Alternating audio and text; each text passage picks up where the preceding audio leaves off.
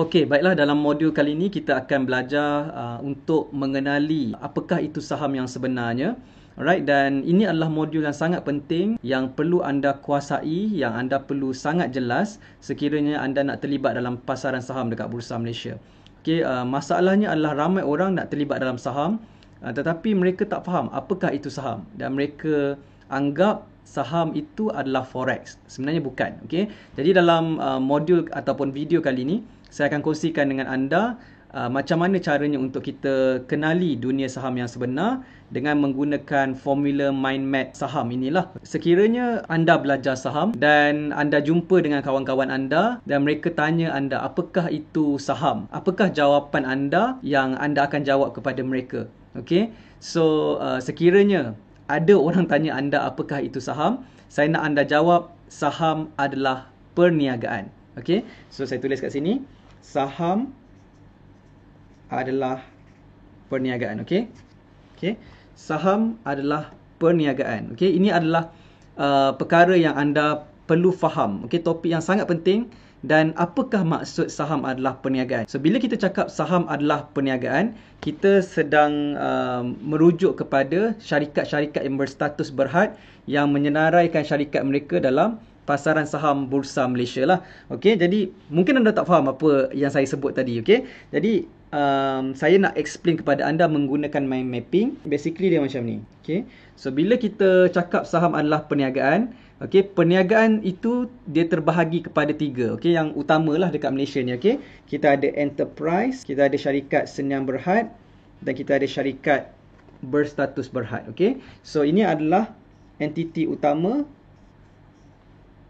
perniagaan dekat Malaysia lah. So ada 3 yang utama. Okey, so apakah beza antara ketiga-tiga so-called perniagaan inilah? Okey, jadi perbezaan yang utama adalah enterprise ni biasanya dia punya owner adalah seorang. Biasanya dia adalah kita sebut pemilikan tunggal. Jadi dia run the business, dia build the business dengan menggunakan modal dia sendiri. Mungkin dia buat simpanan atau dia buat personal loan. Jadi dia build up perniagaan menggunakan enterprise. Okey, dan kemudian ada syarikat pula, okey, iaitu syarikat seniaran berhad.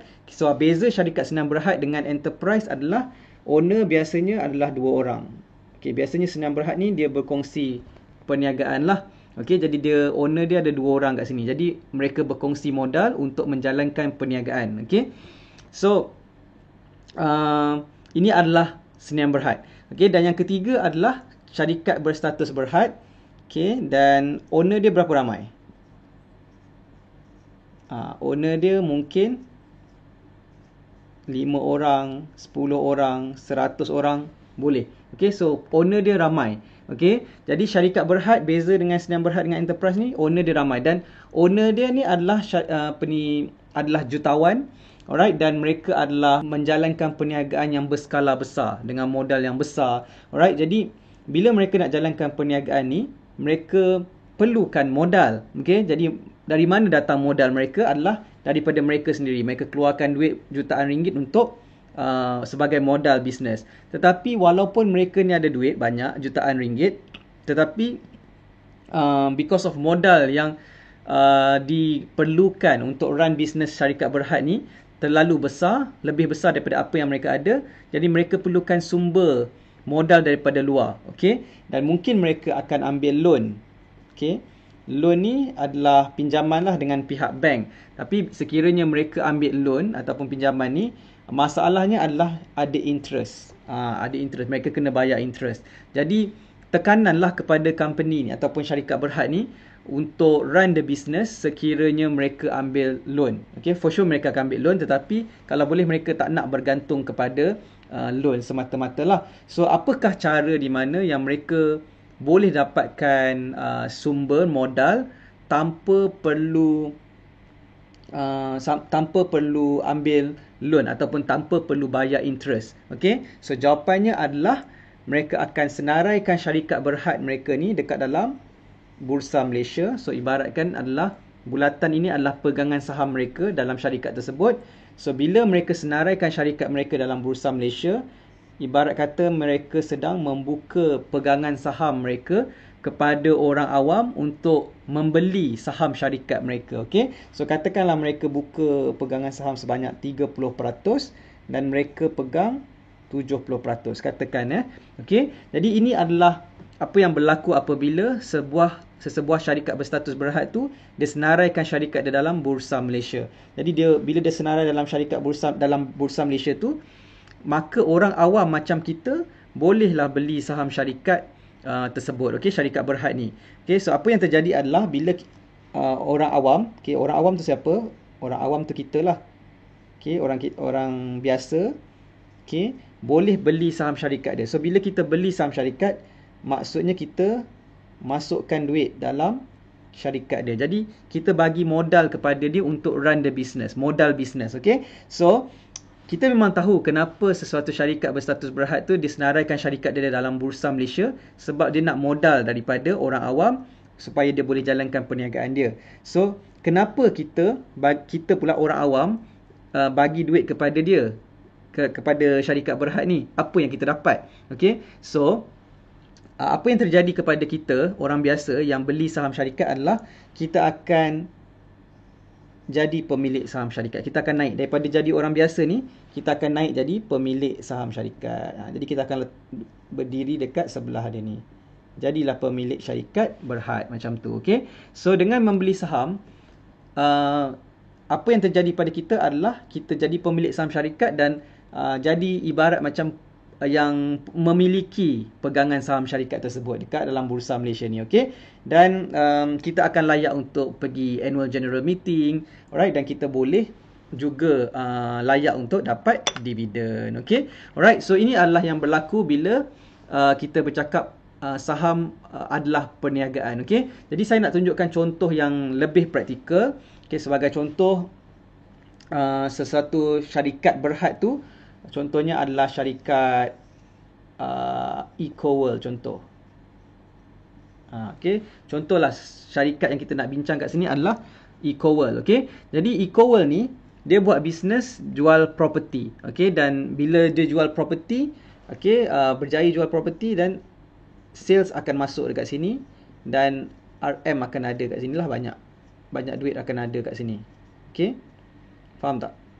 Okey, so ada banyak duit dekat sini. So katakan ini adalah owner EcoWorld. So boleh tak dia nak ambil duit daripada syarikat tersebut?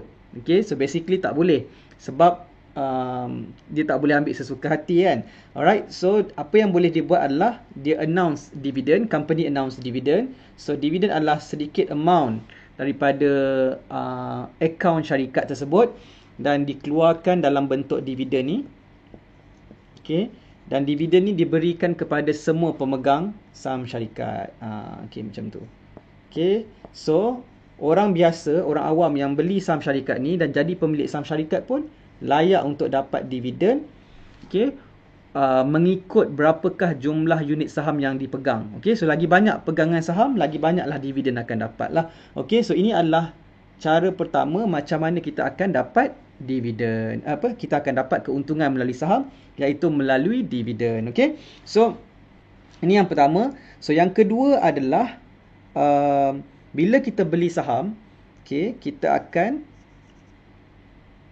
beli saham ni, contohlah kita beli saham EcoWorld ni pada harga RM0.600.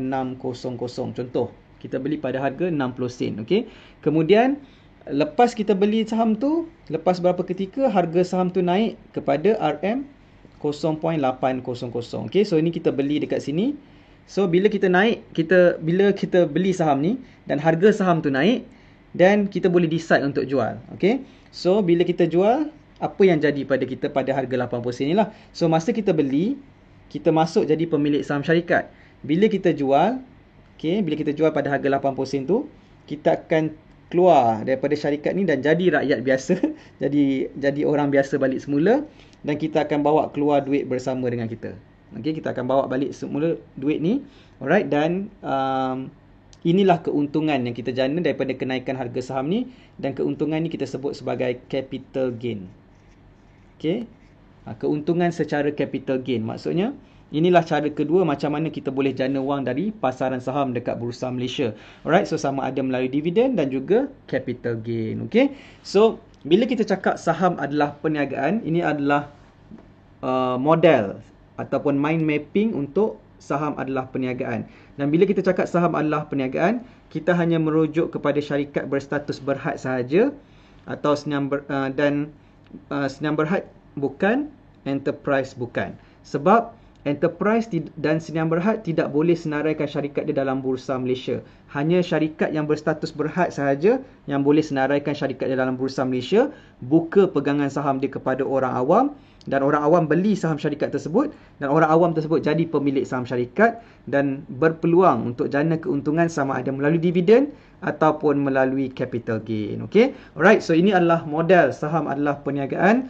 Dan sekiranya ada sesiapa yang tanya anda apa itu saham, anda mestilah boleh explain model saham adalah perniagaan ini menggunakan mind mapping ini, dan anda tunjukkan dari mana keuntungan tu datang. Okey, kita jumpa dalam video yang seterusnya.